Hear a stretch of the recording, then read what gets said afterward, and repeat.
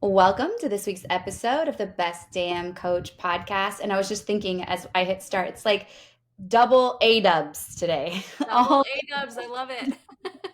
I am joined by the lovely Amy Walker. We're sharing that A dub acronym. But I'm really excited to have you join us today. We're going to talk client acquisition, collaboration, and wherever it's meant to go will flow. So thanks for being here with me today. I'm so excited to be here. I actually have a team member who calls me A-dub all the time. So it's a great nickname. Good That's initials. We picked them well. Yeah, it's so funny. Me too. So I met my husband when we were in junior high. We were dating in high school, and he was J Dub, and Uh-huh. everybody knew him as J Dub. So as soon as we got married, all his friends started calling me A Dub, and so our friends call us A Dub and J Dub all the time. So I I'm love it. very used to it as well. Awesome. So we met. I had the amazing connection of actually one of our podcast guests made a connection for you and I, and had the opportunity to support you in a summit. And we just made a connection. I love your energy, your authenticity. And I knew that I wanted to have you on the show because I think you have just a wealth of information to offer because you support so many businesses. And I think you have your hands inside so many businesses. You get to see a lot of things from the inside that I think my audience doesn't necessarily get. So I would love for you to just share a little bit about how you ended up doing the work you're doing. Yes. So I started Amy Walker Consulting almost 12 years ago. I was running a sales team for another personal development company, and we had phenomenal growth with them. I was just thinking back through these numbers. They had been at 250,000 when I started working with them. And the first year we doubled, we did 500,000. The second year we doubled that and did 1 million. The third year we doubled that, we did 2 million. And it was just this like meteoric rise. And I so believed in what they did. But during that time, I went from 3 kids to 5 kids. And so at that point, when I was getting ready to pop with my last son, I just felt called, like it was time to go do my own thing and have my own schedule and have more control. And I remember feeling the pull, like, and I'm sure most of the coaches here have felt it, where you felt that calling come. And I was like, no, no, no, God, I'm not starting a business. I'm going on maternity leave. Like, let's get really clear what's supposed to happen here. But I could not push away the inspiration. And so I started my business 6 weeks before my son Brendan was born. And he is just a firecracker. And so I had a newborn, an 18-month-old, a kindergartner, a second grader, and a fifth grader. And I remember feeling like so overwhelmed with all the things I couldn't do. I couldn't go out to lunch with someone for business because I was lunch for someone, at that point in time. Like I was nursing, and like I couldn't go travel. I couldn't. And I remember looking at this business going, I know I can coach. I know I can train. I know I can speak, but I can't do this. I don't have an ads budget. I can't do this. I can't do that. And so this moment like of clarity, when I was starting to spiral downward, I remember telling myself this phrase, and it was, Amy, don't tell me what you can't do. Like, I'm fully aware of this. Tell me what you can. And it was like, I could speak online. I could do virtual trainings. And I thought of all of these lists of things that I could do to acquire clients that did work for me, and they fit with my personality, and they didn't feel icky. And it was like, oh, okay, there's ways to do this business in a way that works for me. And that's what I think I love about the client acquisition process is we all have this dream of helping and making an impact and changing lives. And yet the hardest part of our business is, how do we find the people? And so if we can make that part of our business easy and streamlined and simple, then we get to help a lot of people. And that's the fun part. We all want to get to that part. Yeah, I love that. I'm muted because, of course, my dogs decide they want to go bananas with the Amazon delivery as soon as we hit record.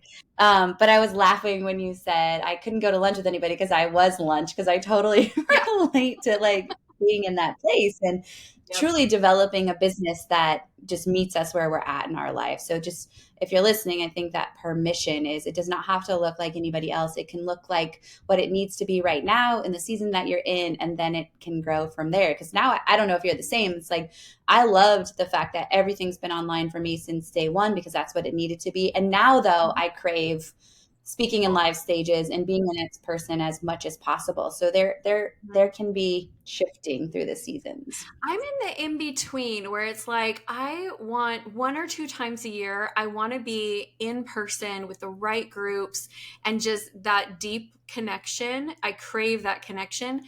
But I'm still in that phase where there's a lot to manage with the people at home. Even though I have two that have graduated, I still have three in school, and it's kind of a lot to just get everyone where they need to go. And so I'm still in between. I can see, like, give me 5 more years and I think I will be a lot more in person because I do love that aspect of it. I just also Yeah. love the convenience of rarely needing to get on an airplane and being at home a lot. Yeah, sure, totally. And I love it. It's and also it's not either or, and that's the Yeah. important part where I think so many limitations come in our mind. You said a lot of things in your introduction, and I was taking notes because I wanted to come back to them. You mentioned when you kind of were working for the original company, and something you said, and you sounded it made it sound so effortless. Like we hit 250, and then we doubled it, and then we doubled it, and it was like, oh yeah, easy peasy. And I think a lot of coaches listening are kind of like, well, she makes that sound so easy, but to your point, finding the leads is the collective struggle or desire of every single big business that exists, right? Or if you have all Mhm. the leads, now it's managing the systems or whatever it takes to manage the amount of leads you have. And so could you just maybe give us an overarching understanding of like how is it that we can just be at 250 and figure out how to get to 500 and from 500 to a million? Like what does it take as a beginning practitioner to start to create kind of that vision or put nuts and bolts in place to grow and maybe not grow at that pace, but even a slower version of that? So it's funny, if I made it sound effortless and easy, what it really was like was chaos and running so fast, trying to just keep up with all of it. It was intense, that growth pace. But here's what I will say about growth: the number one thing that you should look at is, what do you really want? What do you really want? So that business, what they really wanted was like a wide reach of the people that they serve. And when I started Amy Walker Consulting, and I asked myself, do I want to duplicate that business? Because we would have in person events. And again, this was pre COVID, but we'd hold in person events with 500 people, 1,000 people. And we were selling a lot of courses and a lot of services at lower ticket price points.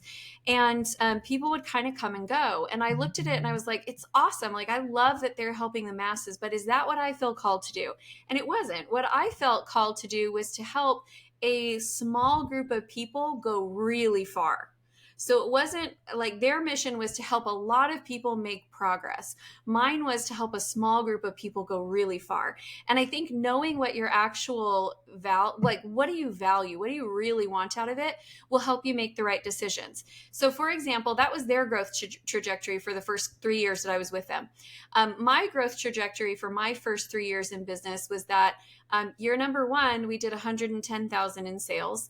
Year number two, we did 440,000 in sales. Year number three, we stayed the same. And the reason why we stayed the same was because at that point in my life, that was the amount of clients that I wanted to have. It was the type of work that I wanted to be doing. It was the work-life balance that fit for my crazy world. We also in that time bought a farm, and for a couple of years thought we were going to be farmers. And like I had goats and 10 acres and all kinds of stuff. And then after a couple of years, I was like, my darling, I love you. We are not farmers, and we should not own a tractor and 10 acres of land, and it's time to go. So now we live in a neighborhood again. But But that was, you had experience though, right? You got to try yes, it and figure it I out. loved I Yeah. loved it. It was an amazing, magical 4 years. And truthfully, I would do it again, but I would do it again at a different season of my life because we spent like 4 hours a day driving kids in and out of town because we lived so far out of town. It was like any trip Mhm. to the school is Sure. 30 minutes, and you times that by 5 kids with after school activities, and you are living in your car. So that was not the dream, but it just wasn't the season. But I'm getting off track here. The thing that I want to point out is that I think you need to be very clear before you start strategizing for growth, very clear on what you want from the growth. Like what I wanted was high impact, high profits. I didn't want to have big expenses. I didn't want to have an office. I didn't want to be producing, big events that cost six figures to put on, all of that stuff that we had been doing. It wasn't what I wanted, but it was exactly aligned with what their mission was. So once you know what type of growth you want to look at, then there really is a strategic growth formula, which is you got to figure out how many leads you need in order to hit your sales goals. You've got to create a strategy that consistently produces those leads. And then you've got to have a conversion process in place that allows you to be able to map out the customer journey and consistently bring people in. And you need team. Now, that's really what it's going to look like, team and systems.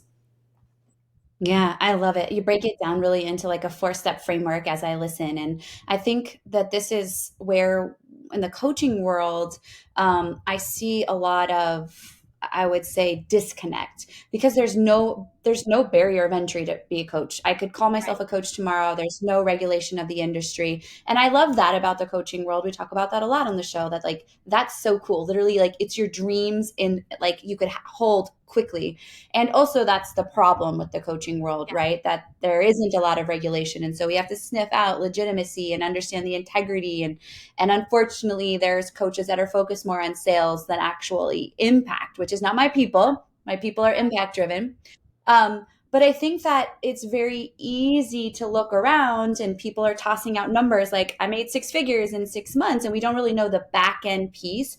Right. Nor do my coaches sometimes even know like what does it take to get six figures. Like if I want to make six figures, I was just teaching in a bonus in another community that I'm a part of, and it was just showing them like very beginning stages of like if you want to make 100K and you have a 2K offer, like let's reverse engineer. That means you need Yeah. 50, that means 12 a quarter, that means for a month essentially. So what is in place to get that for a month?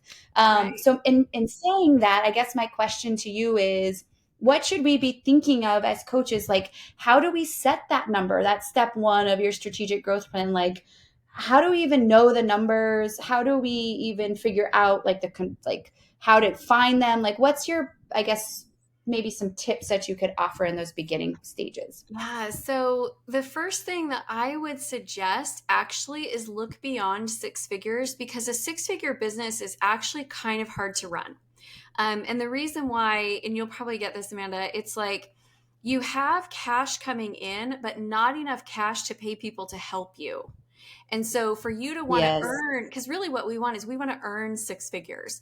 That doesn't mean we sell six figures. That means we sell more like 150, 200, 250, because at that point, now you have enough to pay you yourself six figures, but you also have enough to pay some other people to help you.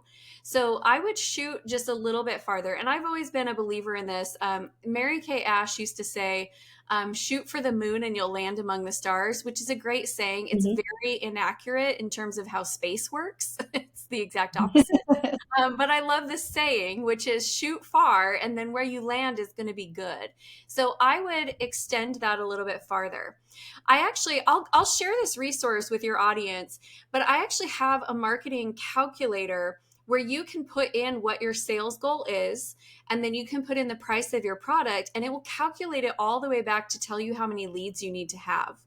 And so I Awesome. recommend that you play with those numbers until it looks doable. Like if you put in, I want to earn $10,000 a month, or sell 10,000 a month. I have a 197 author or offer. Your number of leads you need is going to make you want to wet your pants, jump off a bridge, and quit. Like right now today, I'm just telling you, you're not going to like that number. In fact, I call that number the wet your pants number because nobody likes seeing how many leads you need to hit. It's always a little overwhelming. But if you'll play with the price point and you'll look at it and say, well, what's the difference between a 5K offer and a 2K offer? And what's the difference between what if I had a 10K offer? And so you can play with the numbers until you actually line up where you say, you know what, I could feasibly hold this many sales calls per month because it's going to tell you how many sales you need to close, how many sales calls you need to hold in order to get there. It's going to tell you how many you need to schedule. It's going to tell you how many people you need to ask to schedule. And then it's going to tell you how many total leads you need to have. So it goes through the number and it will show you what that formula could look like. And then you can start to hone in on where you want to be in terms of price and position in the marketplace. I don't recommend, and you guys can do this however you want. Like, my opinion is not the law, but I don't recommend trying to be the most expensive. I don't recommend trying to be the least expensive. I feel like a good price point is to be like 2/3 of the way from the bottom. So you're priced above the mass of people, because there's always going to be a mass of people who all kind of have similar pricing.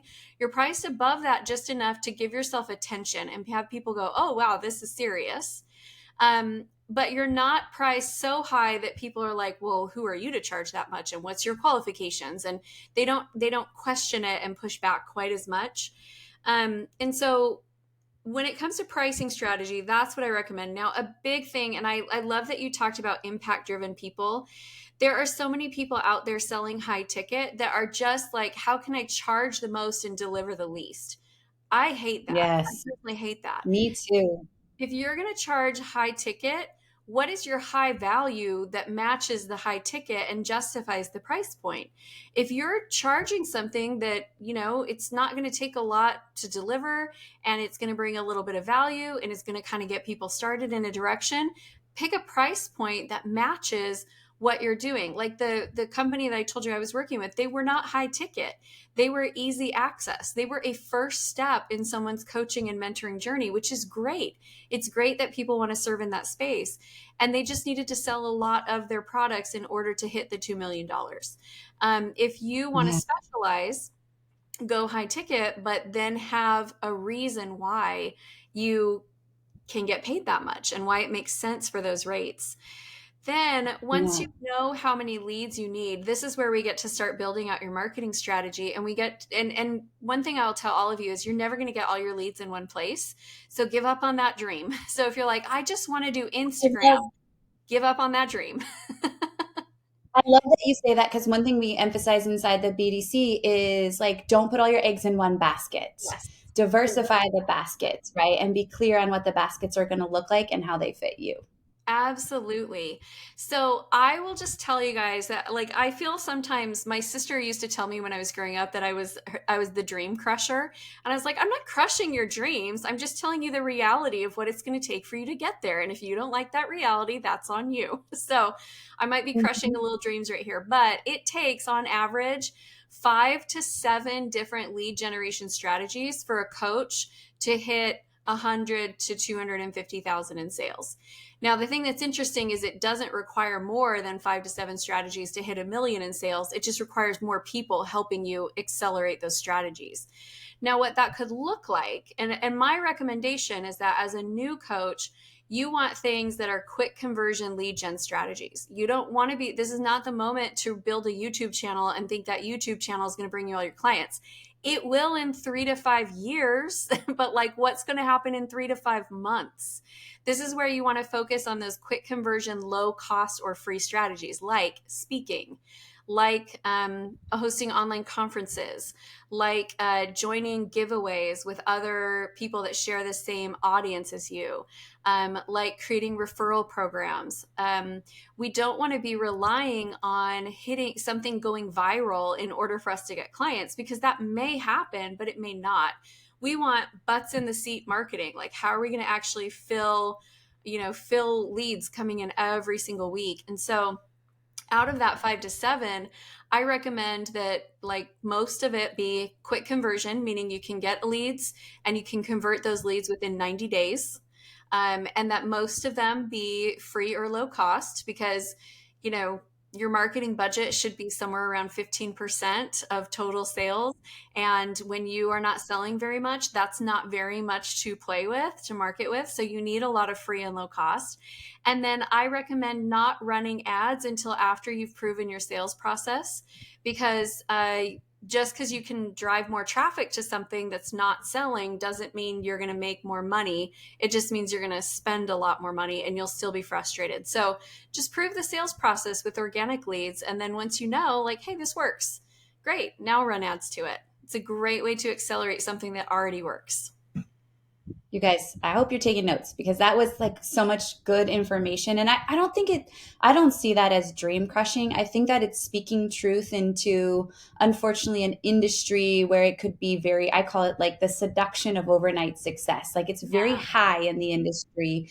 And I think we need people like ourselves talking about, no, these are the things that are actually going to happen. That does not mean you may not have success. Like, for me, a quick conversion, one of the main things that grew my business as it did is I held monthly workshops and I pitched every single, or I actually didn't pitch at the beginning. And I was like, why are people becoming my clients? Because I was just like, I'm going to teach and I'm going to offer value. I'm a teacher. right. And then I didn't understand why they weren't taking the next step. And that's because at that point I wasn't pitching. And then when the light bulb was like, well, they don't know that I'm coaching, that I have like a client roster available to them.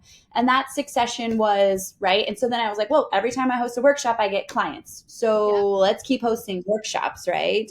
yeah. But to that point, I want to dive into one thing that you mentioned in there a little deeper, and that is this idea of ad spend. And going Mhm. back to the beginning, you said something like, in that kind of solopreneur transition phase where it's just Yeah. you want a team, and maybe all you have is a lightweight VA. And by lightweight, I mean just he or she is not doing very many hours for you.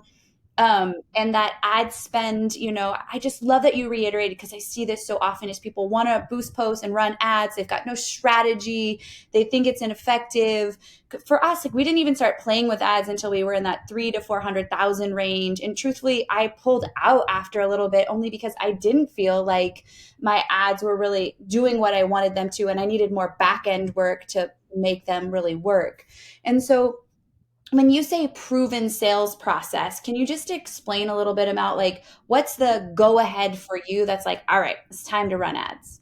When I know my numbers, I know if I bring in 100 leads, I'm going to get this many sales calls and I'm going to convert this many people. And so I know a lead is worth a certain amount of dollars for me.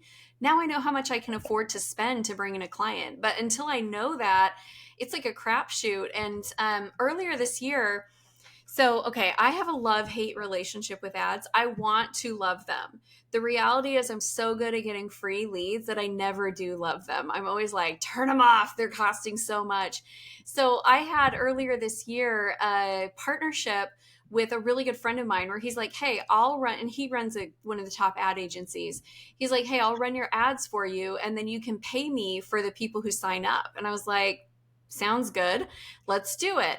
And then we did it. And I was like, it's costing so much. Like, it's just ripping away my profits. And I don't like seeing my profits go that much. And the reality is, we can get just as many sales for less money if we're doing it through organic. So you don't have to run ads to be a successful coach. I will say it's hard to get over $1 million without running ads. I will say that. But if your goal is like, I want to make $250,000 a year, I want to be able to have a pretty flexible work schedule and work with the people that I love, you may never need ads to be a part of your equation. And so I don't like people to jump into that thinking that's the magic answer, because I have had far too many clients come to me and say, I've spent $50,000 on ads and I haven't closed any deals from them. Or, I'm spending Yeah. this much money every single month and I can't keep up. And I'm like, yeah, I know ads are expensive. They really are. And it's not that they're bad. It's just that you need to know your numbers to know what you can afford to spend on a lead. And if your ads are coming in above the amount that you can afford to spend on a lead, then you have to stop ads. It's not the right strategy for you. Otherwise, you're going to continue to spend, you're going to continue to sell, but you're going to watch your profit margin go down and down and down because you're overspending. It's like, if I can only afford to spend $2,500 a month on my mortgage, but I have a $5,000 mortgage, it doesn't matter if I have a job and money's coming in, I'm still going to be feeling that pinch. And the pinch is going to get bigger and bigger the longer it goes on. Yeah. Thank you for that, bigger picture. And so I encourage you as you're listening, the ads are an option when you feel like you are 100% confident that for every 100 leads, it's going to convert into, X number of clients or from sales calls to clients, et cetera. And I think that that's such a great strategy to really keep tucked in the back of your head for those of you that are emerging or thinking of considering ads, because you're like, I don't know how people are all, I hear from clients a lot that, well, I guess I just have to run ads. That's where everybody's getting clients. And I think of it like a picture of the iceberg off, like if you imagine an iceberg, and on top, what you're seeing is clients. You might even see somebody dabbling in ads. You see them on Instagram, you see them on YouTube, you see the podcast, but underneath, what you don't see is all the other strategies they're leveraging underneath, like consistent pitching to be on podcasts, consistent speaking, like all the action necessary that really creates that face forward stuff that we Mm-hmm. see outwardly. And that those are the organic processes and techniques that really can move the needle for you in the beginning, at all stages, truthfully, but especially when we want to stay low cost. Well, and the other thing to keep in mind too is like I like Russell Brunson. I have his books. I have one of his books that's like on my desk all the time. Oh, here it is. Because I use it as a resource manual. I like Russell Brunson. His 2 Comma Club award that he gives, where you've done $1 million in one funnel, nowhere in there are they asking you how much you spent on those ads. So there's some people that are spending $900,000 to earn a million, right? Or $999,000 to earn a million. So we just can't look at that ads game without knowing the backside of it and say, yes, that's for me, or no, it's not for me. So I'm not anti ads. I think you got to be really smart with them and understand that like if I look at how I got to my first year's marketing plan, here's what I did. I'll tell you guys exactly what I did. I held 2 in-person conferences where I invited a bunch of different speakers, and then we all local speakers, we all promoted it to our list. And we had a lot of people show up for those. So 2 big in-person events. They were terrifying, they were expensive, they were not super productive, but what they did for me in terms of sales, but what they did do for me was they gave me a name and a platform. And then what actually worked for sales was I did every single week, I did a joint venture webinar with somebody else. So that would be like me and Amanda getting on together. We both promote to our list. We're doing this training together. People register. And then I always shared the lead list with the other person. So I did one of those almost every week. I think we might have missed like maybe 3 weeks in the whole year. I did 2 expert summits where I got together a bunch of people and we did an online event with lots of speakers. And then I also did speaking. I emailed my list every single week and I posted content on social media. And that was it. And I probably didn't have more than like 5 or 6 speaking gigs the whole year because, again, I was really sticking close to home. But I did have a handful of speaking gigs that year that brought in leads, and that was just my strategy. But because I was so consistent with it, we built our email list from 0 to around, I want to say it was like 1,800, 2,000. And then the other thing that I did, which was so important, and you keep talking about this, Amanda, is I followed up with every single person and I scheduled one-on-one consultations with people and we closed sales. So normally you wouldn't get $100,000. It was 110,000. You wouldn't normally pull that out of 1,800 leads, but we did because we followed up. And so that follow-up process was hugely important. And here's my other secret. I had 2 people on my team that year. The first was my sister, who still works for me today. And the reason I hired her was because I was closing deals and then I was getting too busy to remember to charge their cards. So it would be time to charge the card. I would forget. I'd come back a Totally. week later and it wouldn't go through. And then I'd have to call them and they're like, oh, I thought you were taking that out last week. Can you wait till my next paycheck? And then I'm waiting I'm getting paid 2 weeks late. And so I was like, I got to just have somebody who charges the cards on time. That's number one. So I remember when I hired her saying, it'll probably be like, I don't know, maybe 5 hours a month, but I just need a little bit of help. And she's like, yeah, I could do that. And now she runs the whole backside of our business. She's amazing. And then the other hire was I had all these leads coming in. So like I remember doing my very first webinar and I had 75 leads. And I was like, okay, now I know I got to follow up with these people. I also know I don't have time to call 75 people. And so I reached out to a friend of mine and I said, hey, I need help calling these leads. I'll pay you for every person that you get on a call with me. And then if they sign up, I'll pay you a little bit more. And she was like, okay, yeah. She scheduled appointments for me for like 4 years, probably the first 4 years. And it just was an amazing process of being able to have a little bit of support. And I paid her as she scheduled appointments, and I had the math figured out. So it was like, okay, I'm going to pay, I paid her a total of 5% of what the deal was. And so I split that up into two ways. One was I knew I closed 1 in 5 people. So I took a part of that 5% and I divided it by five. And then the rest was the bonus when somebody closed. So she felt like she was getting compensated well. And I was sticking within my percentages of what I could afford to do. And so we ran, I mean, that was the model that we ran for several years. And then the second year in business, we just expanded the sales team a little bit. So we had another closer in addition to me. And then we had more setters. So I think we had 4 setters the second year and one other closer. And it was not necessarily always easy to find good salespeople, but from the very beginning, I couldn't do it alone. Like there was just no way. My husband was working full time and he was in school during the day. So he worked at night and then he went to school during the day. So I was doing nighttime baby routine by myself. And then I was getting up and trying to take care of clients. And it was like I just physically could not do it all. And so I started getting help really early on because it was like if I don't get some help, this plane is not I going to can't take do off. that. Hmm. Yeah, totally. I appreciate you just like being so transparent about the model because it looks totally different from my model, first off. And just to give a comparison, I walked in like never working for a sales, like, you had some back end ideas. I came in like, what the heck's business, right? So Yeah. the first year it was like people were coming to me and I didn't even know what to do with them. I think we finished right at like the 16K mark, just being really transparent. And then I was like, okay, like, I guess maybe I could do this thing. Like, how do you do this as a business? I mean, just being honest, I didn't have like an LLC or anything. People are just paying me Right. cash under the table. I don't even Right. know the honest, Like first couple of catfish years, I don't strategy. even yeah, I didn't even know. I should probably scratch that and edit it out, but I'm just being real. By year two, I was like, all right, I think I should probably like take this at like, this is the real deal. And that's when I hired a coach by the end of year two.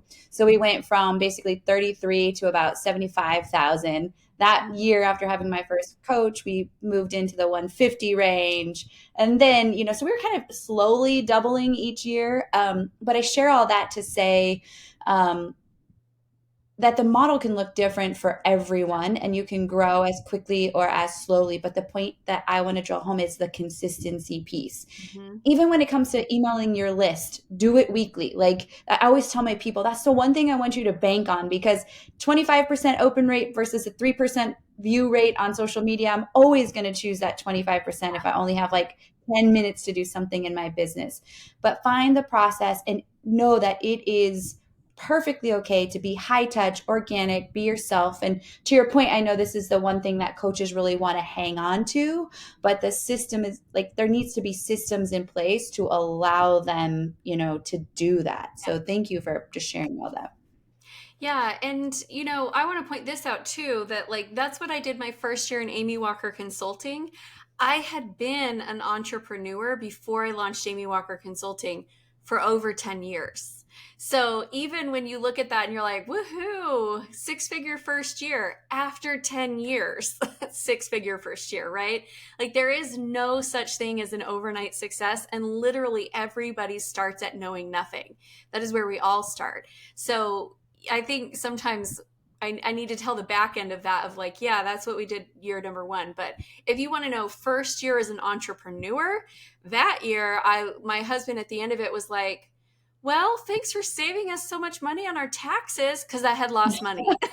I claimed a loss. So that was my first year. Which is actually a great thing too. I mean, there may be that, right? Because you're investing in coaching, you're investing in Yep. guidance, you're investing in softwares. And I always remind people like startups are sometimes in a loss in millions for the first few years, just conceptualizing and ideating, right? That's why they're called a startup. So just give yourself the space and grace to understand that it does take time and that's okay. Hold on to the vision, deepen your self-belief. Like when you believe with certainty you're here for a purpose and you want to execute that purpose, I think there's a level of trust that's like, okay, that'll figure itself out. It is just money. I know we don't sometimes think of it, but when you are betting on yourself, for me, I'm like, that's an easy yes for me. Yeah, I agree. I look at all of the things that I've invested in over the years, and the one investment that always pays off higher dividends than everything else is me, right? Because I'm going to figure it out, and you teach me something, I'm going to know that for the rest of my life.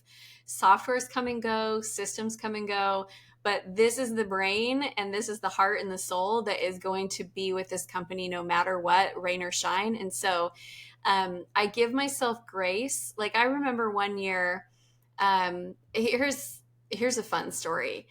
I think I had been in business for like 3 or 4 years, and I truly was like, I had no idea what to do next. I had accomplished every single goal that was on my list. And then I was like, well, what do I do now? And so I hired somebody else to tell me what I should do and how I should do it, which is not a good idea, you guys. Like, you should hire someone to support you in the vision that you know is right for you. Like, take the time to do the internal work to figure out what it is you're trying to build, then find the person who can help you build that. And that was not what I did. So I spent $40,000 with this promise that we were going to turn that 40,000 into 250,000 within 3 months. We worked on this for 6 months. Our sales dropped that year. Like, it wasn't even that we maintained where we were at. We dropped because there was so much time and effort going to this thing that just wasn't working. And I remember at the end of the year, my husband being gun shy on continuing to spend. He was like, we're not doing that again. And I was like, just wait, like, just give me a minute. And so I took everything that I learned, and half of it was that what I learned, what my business didn't need. And I learned what didn't work for our company. But I took all of that, and within the first quarter of the next year, after we cut ties with that coach in that agency, that first quarter of the next year, I made like double what that investment had been because I was learning lessons the whole time. So even when we fail, even when we flop, I just look at those. I'm like, well, that was an expensive seminar. I'm so glad that I had it. I learned a ton.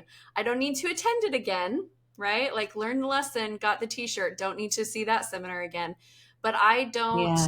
I give myself grace that not every single thing needs to win, because I learn a lot from the failures and I learn a lot from the wins. I love that. What a great way to kind of bring it full circle. I've definitely been in that place. On us, the year before last, made it a huge investment that did not pan out. To your point, it was like very shiny, perceived high value. And then I got inside, it was kind of like, how much can I charge to give you as little as possible? And I Yep. think it actually elevated who I was as a coach and business owner, not necessarily financially initially, but what it was like, I never, ever want my people to have that Yes. experience. In fact, I want them to come in and be like, wow, for what I just invested, like, wow. And so that just changed a lot of the discussions we were having with my team of like, how are we going to increase the client experience and the outcomes we're providing? So Yep. definitely those are valuable. So Yeah. So I am so grateful for you. Oh, go ahead. if you only got that, it still would have been worth it, right? Because it changed and redefined your Totally. core values and who you are. It wasn't what you paid them to do, but it is what you got out of it. Yes, yes, exactly. So, thank you so much. I feel like I appreciate your transparency, both in sharing what works and also some of the mistakes that we make. And I love the tool that you were talking about too. So, if the audience is listening and wants to connect with that tool or connect more with you, do you mind just sending us to the places that are the best Yes. to learn more from you? Absolutely. So the link is ultimatemarketingcalendar.com. So easy to remember. You can go there, you can download it, and that will get you plugged in with my community. So I do send out weekly business tips every single Thursday. We host a lot of online conferences and bring a lot of high value speakers together. So you'll get in the loop about all of that. The platform that I'm the most active on is actually YouTube. So if you want to connect with Amy Walker Consulting on YouTube, there are so many videos that you could watch for days. I went to church a week ago, and one of the gentlemen there was like, I've been watching you all morning. And I was like, wait, what? He's like, YouTube. I was like, oh, okay, that's very different than how it sounded at first. I'm glad you're enjoying the channel. And I'll vouch for you. I've checked out some of your YouTube videos when I was first introduced to you. I was like, who is this girl? I want to learn more. And I love that you embody the YouTube space. And that's something that we're working to grow as well. So all these links will, of course, be in the show notes. And when this episode is out, of course, check out my social media all week because I'll be tagging Amy. You can connect with her at all of those places. So thank you so much for creating the space to be with us. I'm so grateful. Absolutely. Thank you for having me.